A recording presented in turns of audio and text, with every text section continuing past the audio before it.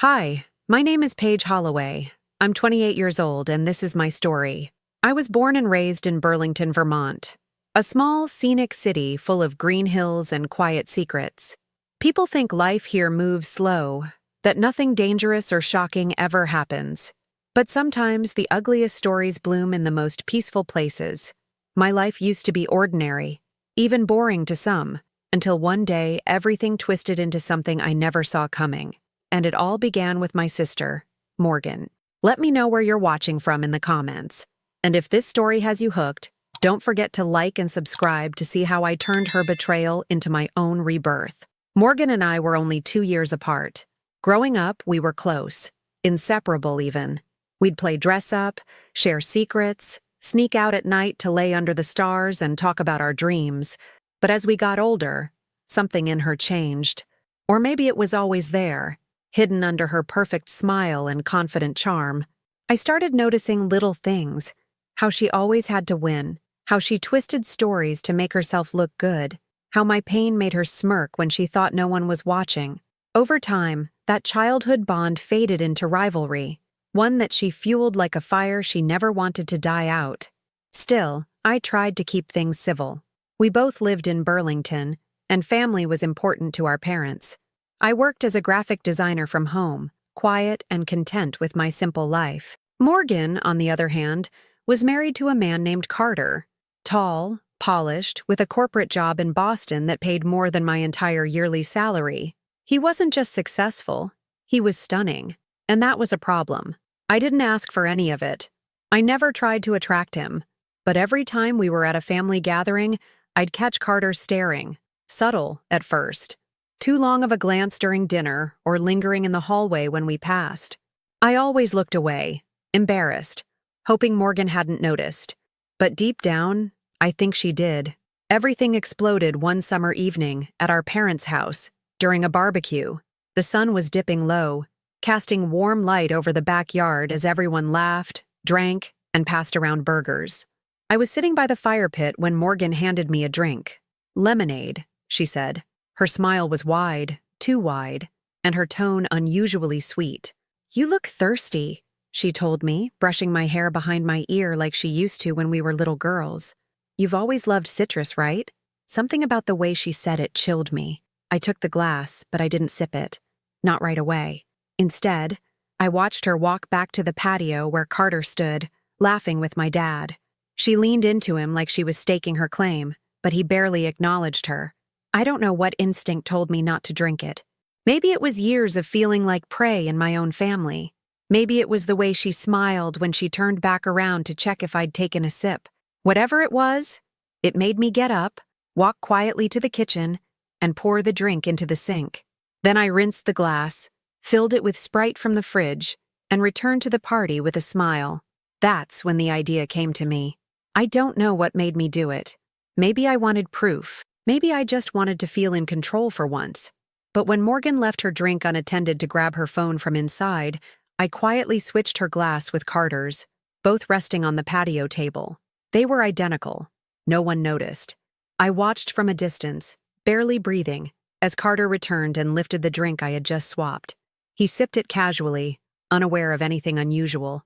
Morgan returned a moment later, picked up her own drink, Carter's original, and smiled to herself like everything was going to plan.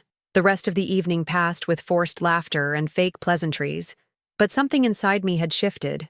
I didn't know what she'd put in that glass. I didn't know what she intended to do to me, but now it was in her husband's body, and that's when the fear began. 2 days later, Carter collapsed at a business meeting, fainted, pale, sweating, disoriented. He was rushed to the emergency room in Boston, and no one could figure out what was wrong. The hospital ran tests, but everything came back normal. They chalked it up to stress. Morgan, however, looked like she'd seen a ghost. She called me that night. Her voice shook like she was trying to pretend everything was fine but couldn't quite pull it off. "Hey, Paige, how've you been feeling? You didn't seem too great at the barbecue." I smiled into the phone. "I feel perfectly fine," I said. "Why? Should I be worried?" There was a long pause. Then a nervous laugh. No, just making sure you didn't catch anything. You looked pale, that's all." Liar. That was the moment I knew. She had planned something, something that was supposed to hurt me, maybe even kill me. And now she was afraid, watching her own plan unravel in someone else's life. Over the next few weeks, Carter continued to feel strange. Dizzy spells, confusion, stomach pains. He started skipping work, staying home, losing weight. Doctors couldn't find anything. Morgan stopped sleeping. She was anxious, paranoid. And I stayed quiet. I didn't tell a soul. I just waited. I started researching. Not just symptoms, but poisons, herbs, substances that could mimic illness without leaving a trace. I wasn't trying to solve the mystery out of concern. I was trying to understand what she had wanted for me, what she had hoped to accomplish. And the more I uncovered, the more disturbed I became. Morgan wasn't just jealous. She was dangerous. She had crossed a line that no sibling should ever cross. And I had every reason to expose her. But something inside me didn't want justice. Not in the legal sense. I didn't want an apology. I didn't want a confrontation. What I wanted was for her to feel what I had felt. Fear, helplessness, the gnawing dread that someone you trust had turned into a monster. I wanted her to lie awake at night, replaying her own actions, terrified of what might happen next. And so, I let the silence grow. I never confronted her. I never asked her why. I just let her see me smile every time we met. I let her wonder. I let her panic. Every cough Carter had, every headache, every moment he looked at her like something was wrong. I let her believe she had poisoned her own husband, that maybe, just maybe, she had made a mistake so grave that her entire world would crumble. And that was only the beginning. That one choice, to switch the glasses, set off a chain of events none of us could escape. It was a simple, silent decision that changed everything. I didn't tell anyone, not even my parents. I just watched the dominoes fall, one by one. And Morgan? She was about to learn what real fear felt like. I started seeing Morgan more often after that barbecue. She began inviting herself over to my apartment in Burlington, pretending she wanted to catch up or hang out like old times. But I could see it in her eyes. She wasn't visiting because she missed me. She was checking on me, looking for signs, waiting to see if I'd start slipping the way Carter had. She always brought something when she came: coffee, pastries, a smoothie. Every time I accepted it with a smile and never drank a drop. And every time I watched her closely, measuring the way her hands trembled slightly when I set the drink down untouched. She was unraveling, slowly, quietly, but surely. Carter's condition didn't improve. He was still functioning, but only barely. He'd stopped going to work altogether and started seeing a neurologist. Morgan told me he was forgetting things. Appointments, names, sometimes even where he was. The doctors thought it might be a brain virus or some form of early-onset neurological disorder. But they had no explanation. No test showed anything wrong. And that was when I knew for certain she hadn't used anything ordinary. Whatever she had slipped into that drink was obscure enough to elude detection. Maybe herbal, maybe chemical, maybe something she'd ordered from a shady corner of the internet. But it was working, just not on me. She never confessed. Never asked if I had drunk the lemonade. But her questions were getting more desperate, more erratic. One afternoon, she cornered me in my own kitchen, staring me down like a stranger trying to piece together a puzzle they were too scared to solve. "Paige, that night at the barbecue, you remember the lemonade I gave you, right?" "Yeah," I replied evenly, slicing a pear at the counter. "Why? You drank it?" I turned and looked her in the eye. "I think I might have forgotten it on the table." "Why?" She blinked. Twice. Her throat bobbed as she swallowed hard, and for a moment I saw panic. Raw, wide-eyed panic. She covered it quickly, forcing a tight smile. "No reason. Just wondering." She left 10 minutes later, saying she had to check on Carter. I closed the door behind her and exhaled slowly. I could feel it.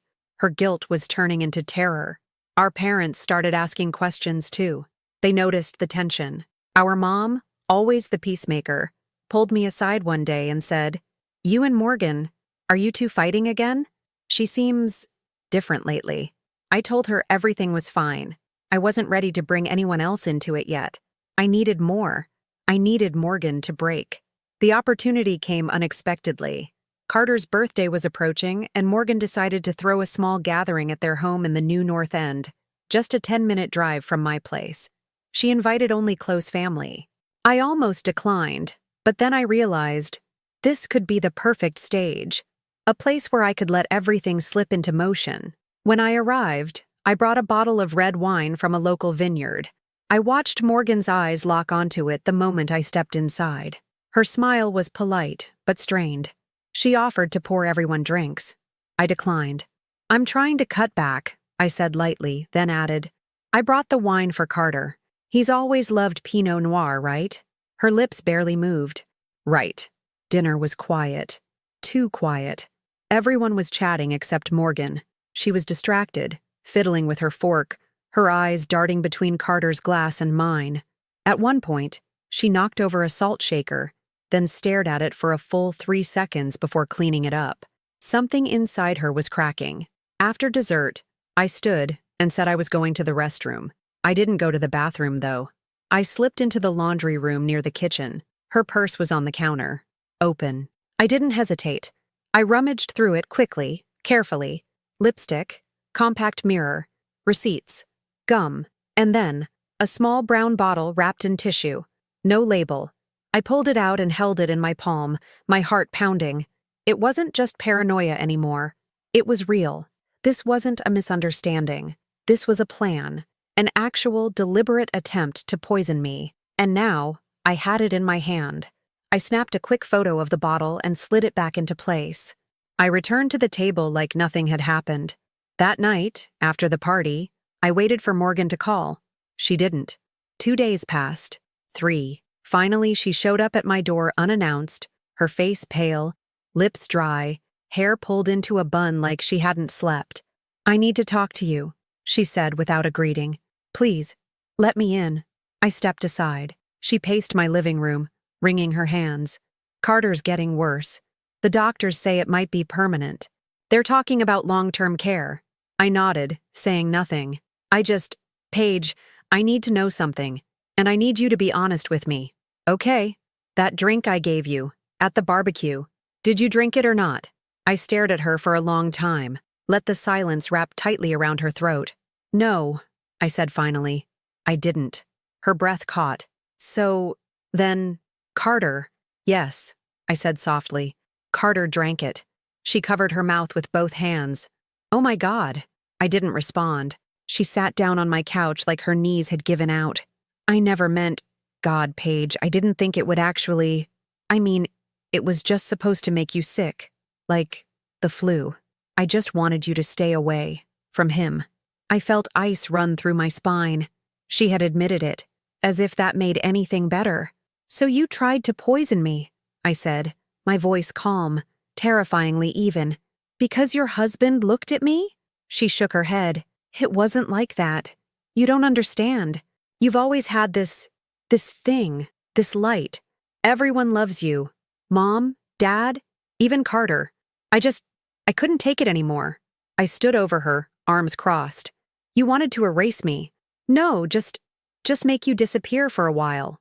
We stared at each other. The years of silent rivalry, of buried resentment, of sisterly affection turned sour. It all hung in the air between us like smoke. "I'm sorry," she whispered. "Please, don't tell anyone." I tilted my head. "You mean, don't tell Carter?" She flinched. "He trusts you, Morgan. Loves you. He thinks you're his safe place. How do you think he'd feel if he knew you're the reason he can't remember his own name some mornings?" She was shaking now, small tremors in her fingers, her voice breaking. "Please, Paige, I'll do anything. Just don't ruin me." I walked toward her, slowly, calmly. "You already did that to yourself." And then, I opened the drawer of my side table and pulled out a small envelope. Inside was a copy of the photo I had taken of the bottle. I handed it to her. She took it with trembling hands, her eyes wide. "This is what I'm holding on to," I said. "This is my insurance. You try anything else, so much as look at me wrong, and this goes to Carter. And the police. Understood?" She nodded, tears streaming now. "Good," I said. She left in silence, and I locked the door behind her. But this was far from over. I thought that after our confrontation, things might cool down, that Morgan would back off, try to rebuild whatever fragments of dignity she had left. But I underestimated her. Or maybe I overestimated her capacity to feel guilt, because instead of retreating, she became more dangerous, more desperate. Something inside her must have snapped when I held that envelope in front of her. Instead of fear turning into reflection, it curdled into fury. She didn't come near me again after that night, but I could feel her trying to pull strings behind the scenes. Whispers reached me, people saying strange things, friends suddenly distant, invitations that used to come regularly disappearing from my life. Morgan had always been good at pretending. Now she was using that gift to quietly poison my world. Socially, professionally, even within our own family. She was turning the tables with lies. I heard one rumor that I had become obsessed with Carter, that I had tried to seduce him, that I was jealous and unstable. Another rumor suggested I had stolen money from our parents and manipulated Carter to cover it up. Absurd, of course, but lies don't have to be true to work. They just have to be planted in the right soil. At first, I tried to ignore it, but it didn't stop. I lost 2 clients in 1 week. A friend I'd known since college stopped responding to my messages. Even my mother began to look at me with hesitation in her eyes when she asked if I was doing okay. I knew where it was coming from, and I knew it wasn't over. Morgan had shifted from chemical warfare to psychological. The poison had changed form, but the goal was the same, to destroy me. But I wasn't going to let her. Not this time. I started gathering evidence, not just of the poisoning that I already had. Now I needed proof of the slander, the calculated lies, the manipulation, the destruction of my reputation. I recorded conversations, screenshotted texts. One afternoon, I even posed as a potential client and emailed one of my old customers, someone who had suddenly dropped me without explanation. They told the fake me that they'd heard I was involved in something unstable and dangerous, and they just didn't want to be associated with that kind of risk. It was subtle, carefully spread. Morgan hadn't blasted me publicly. She wasn't stupid. She wanted plausible deniability. But now I had patterns, names, timelines. And slowly, I began building my case. I still hadn't told anyone the full story, not even Carter. I wanted the moment to be right. Or maybe, more accurately, I wanted the moment to be mine.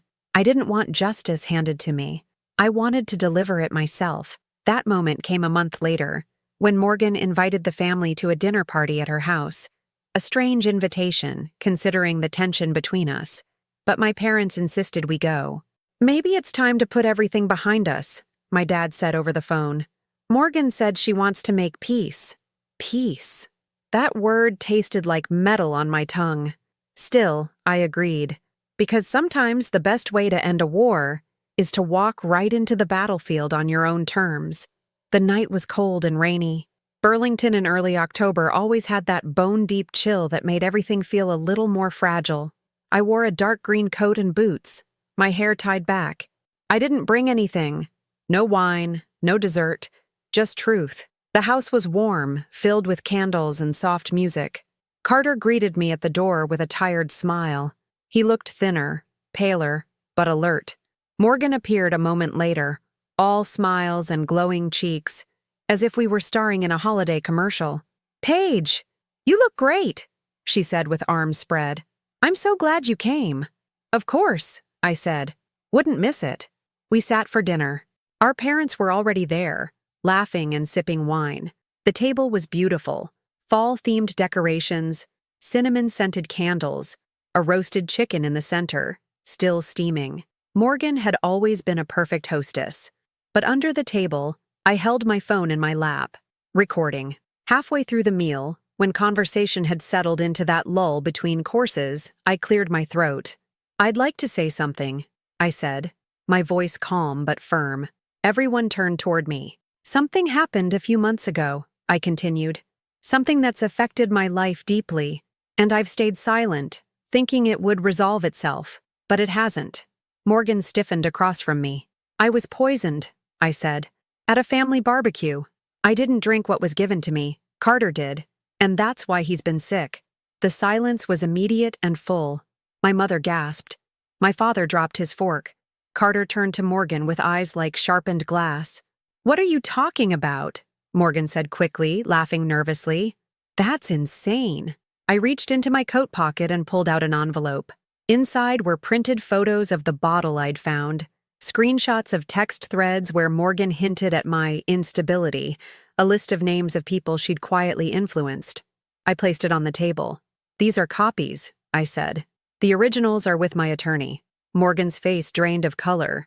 Carter picked up the envelope with trembling hands, flipping through the pages. My parents leaned in, confused, shocked, devastated. It was all there.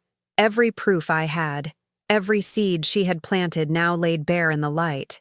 "You've been poisoning me?" Carter asked, his voice barely above a whisper. "No!" Morgan shouted, rising to her feet. "She's lying. She's always been jealous of me. She's making this up." "Then explain the bottle in your purse," I said coldly. She froze. "Or the text messages. Or the rumors you've been spreading." Carter stood slowly, the papers still in his hand. He looked at Morgan like he didn't know her anymore. Maybe he never really had. "I trusted you," he said. She reached for him, but he backed away. "Get out," he said. Not to me, but to her. Morgan collapsed into her chair, shaking. My parents didn't say a word. No one moved. No one tried to comfort her. The perfect illusion she'd built had shattered in seconds. I stood, smoothing my coat. "I think we're done here." And I walked out the door. That night, the wind howled through the trees, leaves scraping across the sidewalk like whispers in the dark. I didn't feel victorious. I didn't feel triumphant. I felt empty, numb. But beneath that cold layer of silence was something else. Peace. Because the truth was no longer buried, and Morgan's fall had only just begun. The days that followed were quieter than I expected. Not the calm after a storm, but the silence before something worse. I stayed home most of the time, barely opening my curtains, letting the gray Vermont skies match the color of my mood. The relief I thought I'd feel never fully arrived.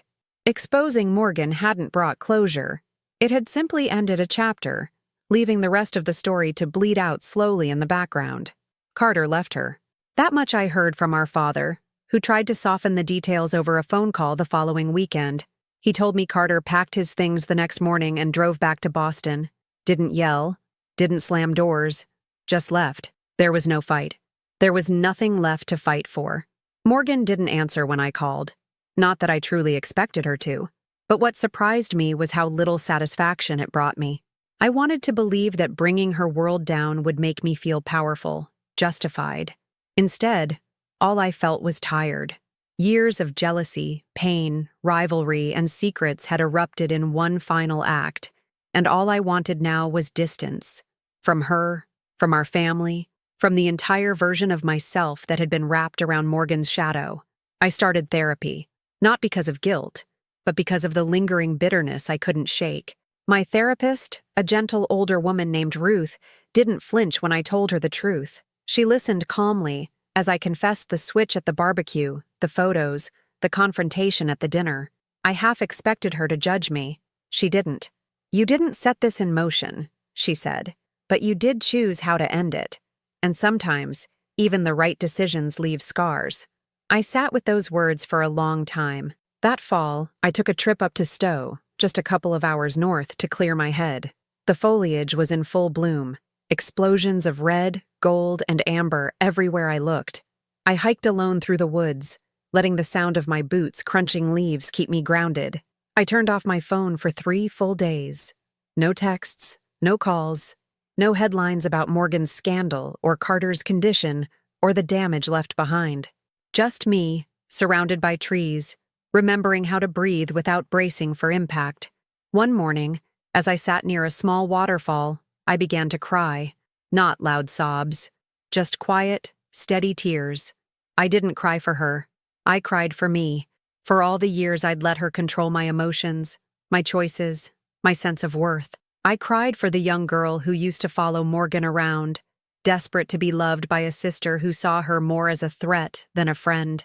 I cried for the silence I had swallowed for so long, and then I let it go, piece by piece. I let it all go. When I returned to Burlington, Things had shifted. My clients were starting to come back. A few even apologized for disappearing, saying they realized they'd been misinformed. One said he'd spoken to Carter, who apparently had begun telling the truth to the people who mattered. I didn't ask for that, but it meant something, that he hadn't chosen to hide behind the silence the way I had for so long. I decided to reclaim my space. I repainted my apartment, changed the layout of my living room, bought new bedding in shades of ocean blue. I took long walks in the mornings, watched the lake ripple under soft clouds, drank tea without rushing. Slowly, I began to feel like someone else. Not the Paige who had spent her life reacting to Morgan's chaos. Not the Paige who always kept the peace just to avoid confrontation. I was becoming someone new, someone quieter, stronger, deliberate.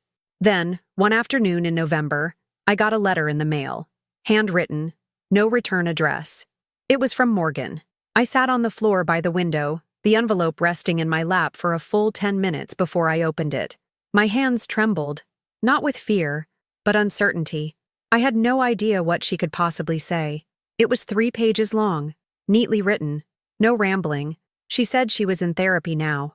She admitted to everything, the poisoning, the lies, the rumors. She didn't offer excuses, just explanations. She wrote about always feeling second best, how our parents never meant to favor me but how it always felt that way to her. She admitted that marrying Carter hadn't made her feel secure. It made her feel more exposed, like she had something to lose.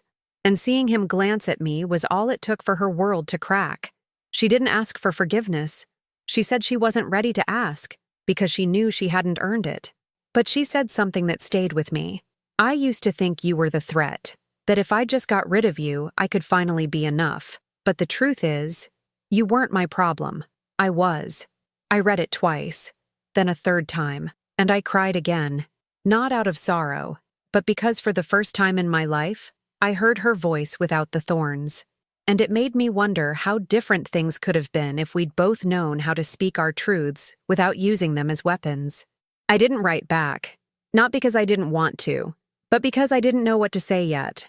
I wasn't ready, and maybe that was okay. Thanksgiving came. My parents invited us both, unsure if either of us would show up. I went. Morgan didn't. The table was quieter without her. A part of me missed her presence, even after everything. Not the drama, not the rivalry, but the echo of the girl who used to braid my hair and sneak out with me to watch the stars. I didn't know if that girl still existed, but I hoped she was trying to find her way back. At dinner, my mom took my hand and whispered, "You did the right thing, Paige."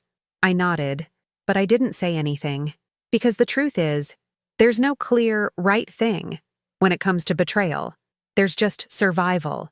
There's healing. There's waking up and choosing not to let the past drag you under. By December, snow had blanketed Burlington in white. The lake froze over. Lights shimmered from every window downtown, and I felt something I hadn't felt in years. Hope. Not the naive kind. The quiet kind. The kind that doesn't need grand gestures or perfect endings. Just space to begin again. I had spent most of my life fighting for space next to Morgan in her world, on her terms. But now I realized I didn't need to stand next to her anymore. I had my own path, my own breath, my own voice. And for the first time, that was enough. Winter in Burlington is both beautiful and brutal. The snow blankets everything like a lullaby, but the cold reminds you that not all stillness is peace. Sometimes it's survival. That December, as I walked alone along the icy sidewalks, I kept thinking about the letter, about Morgan, about what she said, and what she didn't say. I hadn't replied, and I didn't know if I ever would. Some things take more than words to repair. Some wounds can't be closed with apologies alone, but I hadn't expected what came next. 2 weeks before Christmas, I got a call from an unknown number. I almost let it go to voicemail, but something made me answer. A man's voice came through the line, polite but stern. "Miss Holloway, this is Detective Larson with the Burlington Police Department. We were hoping you could come down to the station. It's regarding your sister, Morgan Holloway." My stomach dropped. I felt the air leave my lungs, but I kept my voice steady. "Is she all right?" "She's not in any danger," he said carefully. but we believe you may be able to help with an investigation. We'd prefer to speak in person." I agreed. An hour later, I was sitting across from the detective in a small office with beige walls and a humming radiator. He had a file open in front of him, a pen in hand, and eyes that were trained to study more than just what people said. "Miss Holloway," he began, "we've been contacted by Carter Barnes. He's recently submitted medical records and statements indicating a possible poisoning over the course of several months. He's named your sister as a suspect." I nodded slowly. "I'm aware of the situation. Mr. Barnes claims he didn't originally suspect foul play, but after your conversation with him, at the dinner you attended in October, he began piecing things together. He also mentioned that you had some documentation, photographs, text messages. He provided copies, but we're hoping you still have the originals." I reached into my bag and slid over a folder. "Everything's here, including the photo of the substance I found in her purse. I haven't altered or deleted anything." The detective took the folder and flipped through it silently. Then he looked back at me. "Why didn't you come forward earlier?"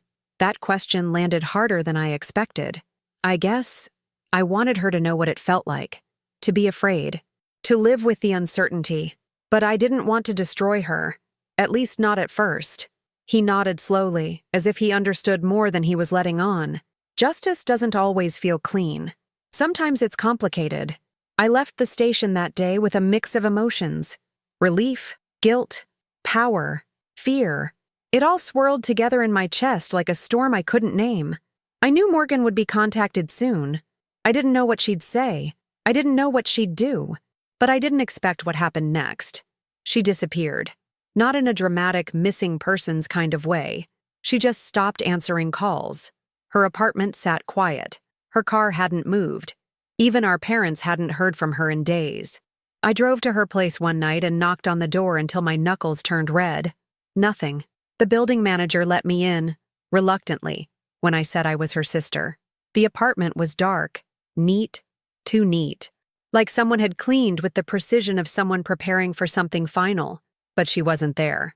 On the dining table, I found a single envelope with my name on it. Inside was another letter, this one shorter, tighter. The handwriting was shaky. "Paige, I knew this day would come. I'm not sorry for what I did. I was broken, and broken people hurt the ones closest to them. I never believed you'd fight back. I underestimated you. And maybe you needed this to finally become who you were meant to be, but I can't face what's coming. I don't have the strength for redemption. I won't make excuses. Goodbye, M." I sat there for a long time, that letter trembling in my hands. I didn't cry. I didn't panic. I just felt empty. I handed the letter to the detective the next morning. They issued a formal request for her whereabouts but didn't classify her as missing, yet. There was no evidence of foul play. She was just gone. The days stretched. Christmas passed. New Year's came and went. I kept checking the news, my inbox, my voicemail. Nothing. Then, in late January, she returned. I was walking out of the market with a bag of groceries when I saw her across the parking lot, dressed in a long gray coat, sunglasses, a scarf wrapped tight around her neck. For a moment, I thought I was seeing things. But then she stopped, and she looked straight at me. We stared at each other for what felt like hours, even though it was just seconds. I didn't move, neither did she. Then she turned and walked away. I stood frozen in place, heart thudding. I didn't follow her. I didn't call out, because in that moment, I knew. She was alive, she was back, and she was watching. 2 days later, I got another letter. This one wasn't handwritten. It was typed, printed on thick paper, no return address. "I'm not hiding, Paige. I just needed time. You wanted vengeance. You got it. But this story isn't over, and I've learned how to play your game now." That was all it said. No threats, no accusations. Just a quiet promise that this wasn't the end. I took the letter to the police. They couldn't do much. It wasn't illegal to send a message. But it left a sour taste in everyone's mouth. They reopened the investigation, this time more aggressively. I was offered protection. I declined. I wasn't afraid. Not anymore. Because I had finally become the version of myself Morgan feared all along. Not cruel, not cold, but powerful. Resolute. Someone who could survive the worst and keep standing. I still go to therapy. I still walk by the lake in the mornings. I still work, design, breathe, live. But I'm never unaware now. I'm never unguarded. And not because I live in fear, but because I know what people are capable of when they believe no one is watching. Morgan might come back. She might stay hidden. She might try again. But if she does, I'll be ready. Because this time, the story will end on my terms. There's something strange that happens when you carry a secret for too long. It doesn't just live inside you, it rearranges you. Like furniture slowly pushed out of place by an invisible force until one day, you realize you don't recognize your own home. That's how I felt the morning I woke up in February, sat on the edge of my bed, and realized I was no longer the person I had been a year ago. Everything had changed. Not just what happened between Morgan and me, but how I saw myself, how I saw the world. There's no returning to innocence after someone you once trusted tries to break you from the inside out. Morgan's message, cold and calculated as it was, hadn't shaken me the way it might have months before. If anything, it gave me clarity. Her words, "This story isn't over," weren't a threat. They were an admission. She didn't win, and the part of her that couldn't stand losing was the same part that would always follow me in the shadows, looking for another opening. But I wasn't giving her one. I made a decision that week. I was going to sell my apartment. Burlington had always been my hometown, my safe place. But now, every corner reminded me of her, the coffee shop where we used to sit and pretend to be friends, the bookstore she once recommended a novel from, saying it reminded her of us, the lake where we watched fireworks on the 4th of July when things still felt fixable. I needed space, not just from her but from who I used to be. I contacted a real estate agent, packed my things, and listed the place by early March. The market moved fast. Within 2 weeks, I had an offer. Cash. Clean. I accepted it. No hesitation. I started looking at towns up north, quieter places with open skies and fewer ghosts. I found a cottage near Middlebury, small, modest, surrounded by maple trees and the kind of silence that heals. I moved in the first week of April, and just like that, I closed a chapter. Or so I thought. One afternoon, while organizing the garage, I found an old box of photo albums. Most were from childhood, vacations, birthdays, holidays. So many of them had Morgan in them, smiling, laughing, leaning into me with that ease only siblings share before life complicates everything. I sat on the concrete floor, flipping through the pages slowly. I didn't cry, but I did feel something heavy pressed down on my chest. Loss. Not just of a sister, but of a whole life that could have been different.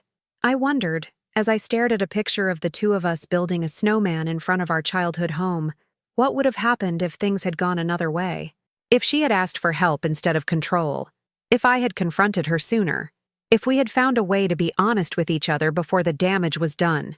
But the past doesn't rewrite itself. It just lingers. Like fog.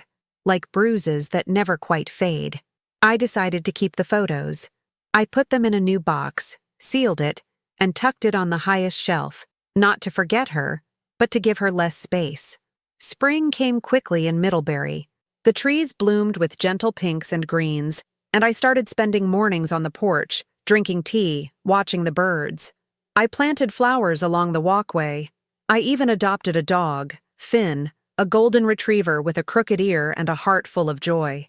He kept me company during quiet evenings, resting his head on my lap while I read novels or sketched designs for work. My business started growing again. New clients, new projects. A fresh start, professionally and personally.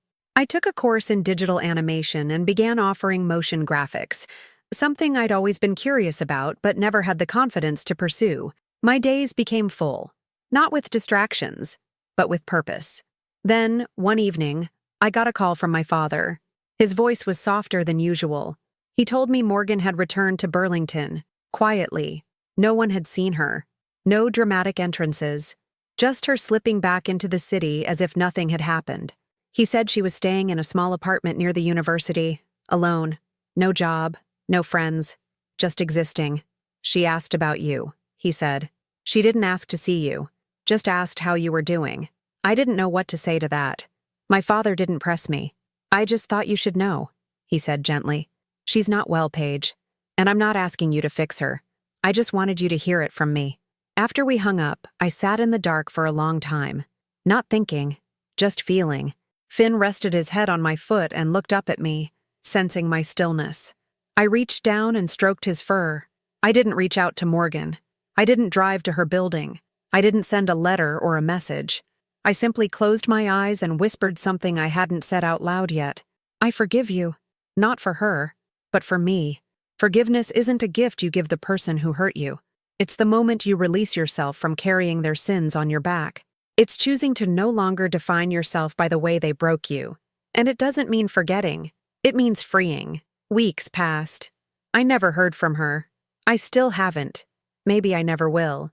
But sometimes, late at night, I wonder if she ever stands at her window, looking up at the same stars we used to chase, thinking about who we used to be. I wonder if she regrets anything, if she remembers the way we laughed when we were little, or if that version of us only exists in my memory now. I don't need an answer. The truth is, my story didn't end with revenge. It didn't even end with justice. It ended with reclamation of my peace, my voice, my life. And if Morgan's story is still unfolding somewhere in the shadows, then so be it. I no longer live waiting for the next chapter she might try to write in mine, because I've started writing my own. It's been over a year now since that night at the barbecue, the night everything changed. When I look back, it doesn't feel like a single event. It feels like a long, slow awakening, the kind that unfolds in layers you didn't know existed. I used to believe stories had clear beginnings and endings. Now I know better. Some stories circle back. Some bleed into the next without asking. And some, like mine, change shape long after the final words are spoken. Life in Middlebury became more than a retreat. It became a reset. The cottage, with its weathered beams and soft creaks in the night, began to feel like a body I could breathe inside again. I let go of the idea that healing had to look like perfection. Some mornings, I still woke up anxious. Some nights, I still dreamed of her, Morgan standing at the edge of my bed, whispering apologies or threats I couldn't remember upon waking. But the weight lessened. Not all at once, but enough to notice. I filled my walls with art I created, not for clients, for myself. Abstract shapes, chaotic and beautiful, made from paints I hadn't touched since college. They were messy and bold and unapologetically mine. I took long drives with Finn, letting the wind pour through the windows as we passed fields and rivers. I started journaling again. Every morning, 10 minutes. Just me, a pen, and the truth. It was more powerful than I expected. Eventually, I opened a small studio in town. Nothing fancy. Just a quiet space above a bakery where the smell of fresh bread drifted through the vents every morning. I called it Second Light, a name that came to me in the middle of a storm, because sometimes the first light doesn't save you. It's the second one, the one you find after everything has gone dark, that teaches you how to live again. The townspeople welcomed me slowly, not out of suspicion, just the Vermont way, quiet warmth, earned over time. The woman from the bookstore started setting aside new arrivals she thought I'd like. The man at the cafe learned my name by the third visit. The mayor's wife asked if I'd design the local arts festival poster. I said yes. One Saturday, while walking Finn by the lake, I ran into Carter. I hadn't seen him since the night everything came crashing down. He looked older, softer, but there was a stillness in him I didn't recognize. Peace, maybe. He greeted me with a small smile, like someone who'd walked through fire and finally found the edge of the woods. "I heard you moved up here," he said. "Needed quiet," I replied. "And distance." He nodded. "Me too." We walked for a bit, Finn trotting between us. No tension, no forced conversation, just two people with a shared past that no longer needed to be dissected. "She wrote to me," he said after a while. I looked over. "Recently?" "A few months ago. She's living out west now, Oregon. Changed her last name. Working at a bookstore, apparently." "That sounds like her," I said, surprised by the ease in my voice. He looked at me then. "She said she's sorry, not just for what she did to me, for everything, especially you." I didn't say anything for a while. The wind brushed through the trees. A bird called in the distance. "I forgave her," I said eventually.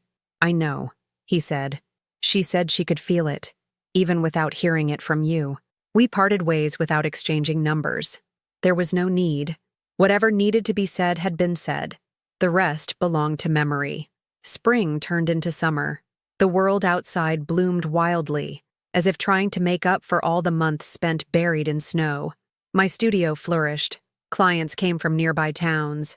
I began teaching a weekend class for young artists, teenagers mostly. One girl, Lila, reminded me so much of myself. Quiet, observant, a little too hard on herself. One afternoon, I found her tearing up a canvas in frustration. "I can't get it right," she muttered. "It's all wrong." I knelt beside her and took the brush from her trembling hand. "There's no right," I said gently. "There's just truth, and you're allowed to paint it ugly sometimes." She looked at me, tears clinging to her lashes. "Even when it hurts?" "Especially when it hurts." She nodded, and we painted in silence for the rest of the hour. That evening, I sat on my porch and watched the sunset spill over the trees. Finn lay curled at my feet, snoring softly, and I thought about how strange and beautiful life was, how it had taken destruction to rebuild me, how it had taken betrayal to finally see myself clearly, and how despite everything, I wouldn't erase a single moment. Because without Morgan's choices, I never would have found mine. I received one last letter that summer. No envelope, just a folded piece of paper slipped under my studio door. It was short, typed, no signature, but I didn't need one. "I'm glad you found peace.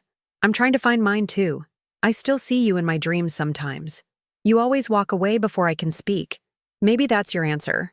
But if it's not, thank you for surviving me." I folded the paper and placed it in a box I keep under my bed. A box filled with pieces of the past I don't display, but refuse to burn. Because even the darkest chapters deserve a place in the story. They're proof that I lived, that I changed, that I chose something better. And as I sit here now, writing the final page of this story, I'm reminded of something Ruth once told me. Closure isn't something someone gives you. It's the moment you stop needing them to. I don't need Morgan to fix what she broke. I fixed it myself. And that, I think, is the truest kind of justice there is. Have you ever faced a betrayal so deep it made you question your own reality, but somehow found the strength to stand taller because of it? Share your story in the comments.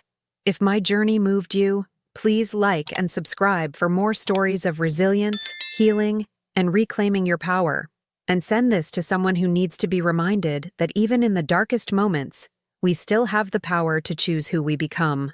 Thank you for listening. You deserve peace, strength, and the kind of freedom that no one can ever take away from you.